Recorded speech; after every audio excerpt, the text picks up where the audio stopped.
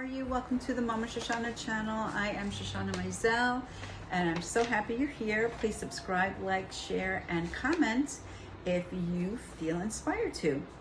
So this is so cool because this is the first time a subscriber actually asked me a question. And he asked me a question and kind of asked me for some advice.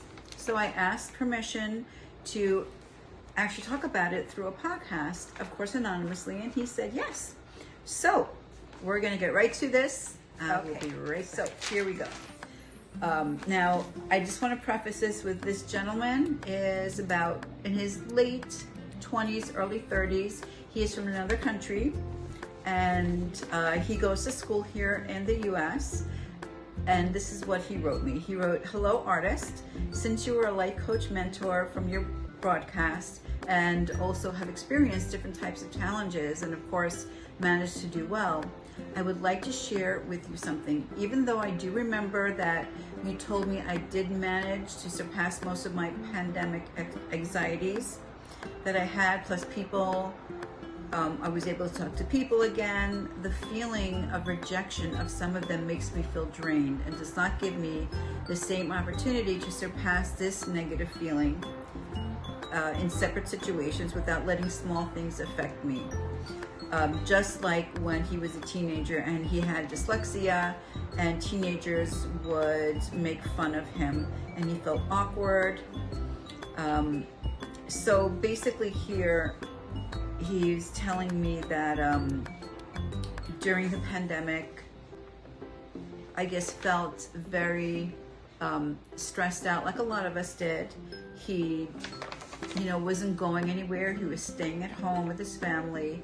He didn't want to go out of fear for, making his family sick. And I think he might have like an elderly family member in the household.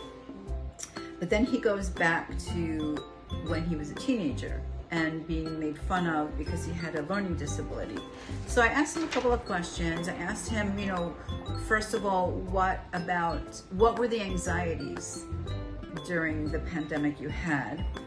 And this is what he says. He says that after getting vaccinated, he felt better because he didn't fear spreading the virus to family members, and he felt that he could go out in society again. But this is interesting here, is he talks about some of the people that he would interact with. Sometimes he couldn't really tell if he was making them uncomfortable by talking about certain things. He said that, I'll read something here. "The thing that still makes me feel uncomfortable is rejection by some individuals because I try to do my best to be friendly and express myself if I feel something towards them. Some of them are like, we don't have any issues with you and you're fine. And some others just avoid me.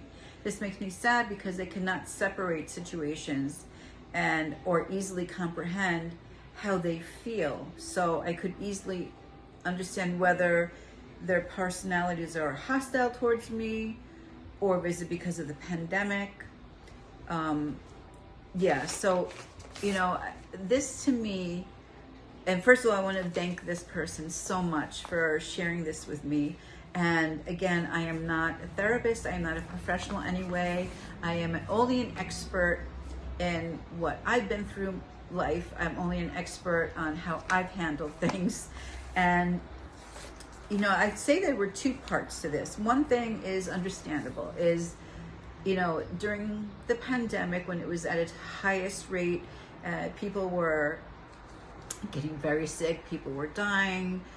If you're already having issues with being comfortable with yourself, if you're already having issues not being able to read how other people's body language is, what they mean, and then you're isolated for so long with your family. Now, they're all from a country in the Mediterranean. It's, culturally different. The mannerisms are different, and you're dealing with people in the US, and they may be from other countries that are not even close to where you're from. And he's talking about, you know, not knowing, not being able to read. When he asks somebody, you know, have I done something to make you uncomfortable? And the fact that they respond either two ways is to say, no, you haven't, everything's fine, you're doing great, or to just avoid him and say nothing and just kind of just not want to be in his presence. So, you know, the one thing I think would be helpful is I always go to therapy. You know, if you're having an issue, if you're having a certain uncomfortability in socializing, being in social environments, and you can't read body language, you're feeling insecure. So usually it's something much deeper than just, you know, being in that one situation at that one time. If it's happening to you in many different situations, then, you know, you're the common denominator. So there may be something that you just need to deal with. And I think the best way to do that is to see a counselor or a therapist. You know, even if it's just for a short period of time. I mean, you may be doing really great and everything else in your life. You know, when you're in school and you're kind of in a controlled environment, you know, you all have something very much in common. You all have a similar goal. But when you're in a social situation, you know, or you're just striking up a conversation with somebody at a bus stop, you know, maybe they're reading something interesting, or you overheard them saying something on the phone, they hung up.